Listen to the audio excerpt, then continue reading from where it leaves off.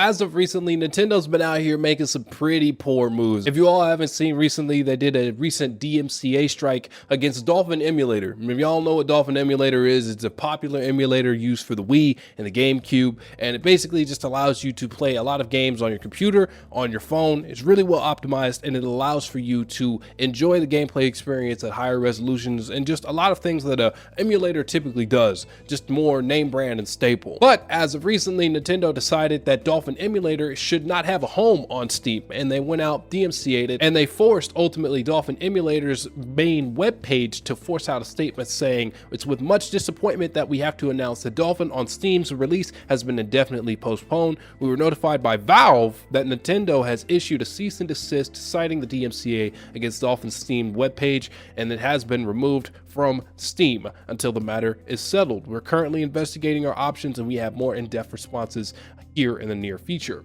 So with this going on, everyone's angry at Nintendo. They're sending a lot of, comments towards Nintendo. It's the typical DMCA situation. Nintendo hating on people who simply want to just enjoy their games on current hardware, modify it, or create a fan game of some sort. We've been through this before. But Nintendo actually went out and made a statement towards Kotaku talking about the situation after Kotaku asked what Nintendo's thoughts on the whole DMCA against Dolphin Emulator was about, like how they felt about it. And Nintendo came out saying this: "Nintendo is committed to protecting the hard work and creativity of video game engineers and developers. This emulator illegally circumvents Nintendo's protection measures and runs illegal copies of games. Using illegal emulators or illegal copies of games harms development and ultimately stifles innovation. Nintendo respects the intellectual property rights of other companies and in turn expects others to do the same." This is a very corporate way of saying we don't care and we're going to strike it anyway. But this begs to me the question,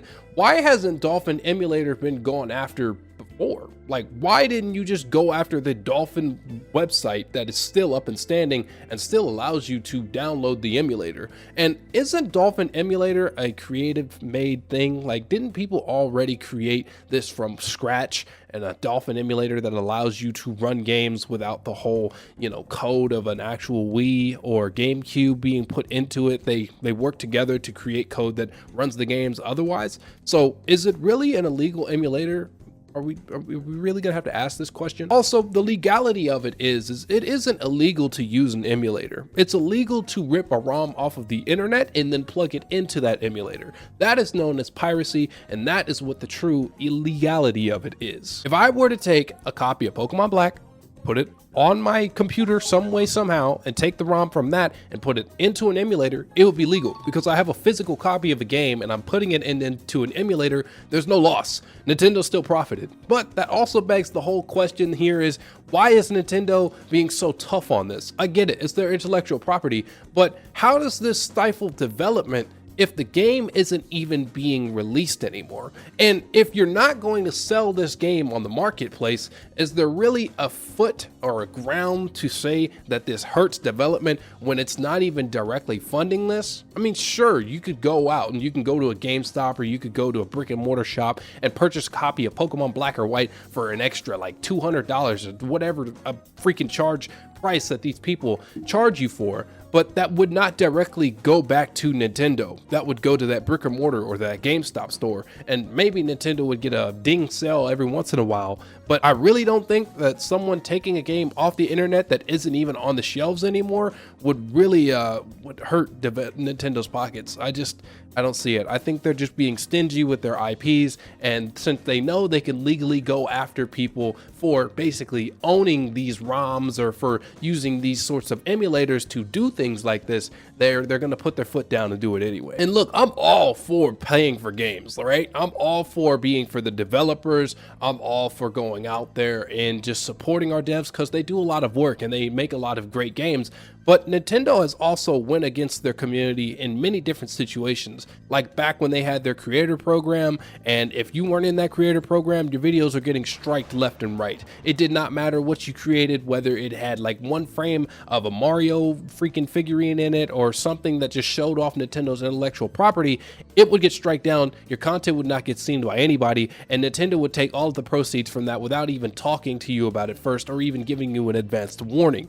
That's something that we as a community of content creators have had to go through with Nintendo, and this goes beyond the scope of just opening up a simple emulator. We also have people who have created like fan games, like again Pokemon Uranium, where they edit the contents of the actual ROM so that it's not a full flat out version of the initial game. And of course Nintendo has gone out, you know, with their DMCAs because it's their intellectual property. So it seems like Nintendo's still just hard at work stopping their communities from being creative and advertising what their games are all about and showing off, you know, the uniqueness of what makes Nintendo Nintendo. Nintendo really loves their community until they're doing something that harms their intellectual property. And it's here in the statement that you can see too. So that's really just the whole situation there. It seems like Nintendo is still being hard stuck on their DMCA strikes.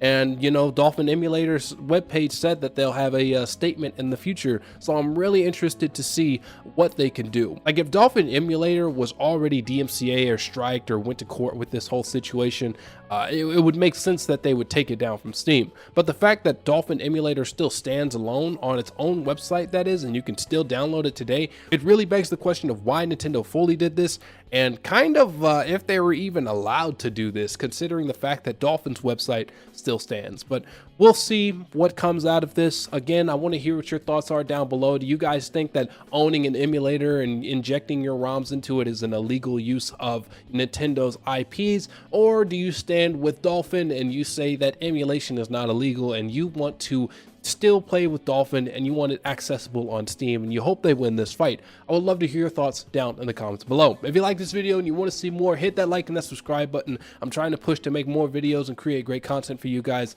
Thank you all for your support, and without further ado, thank you all for watching and peace out.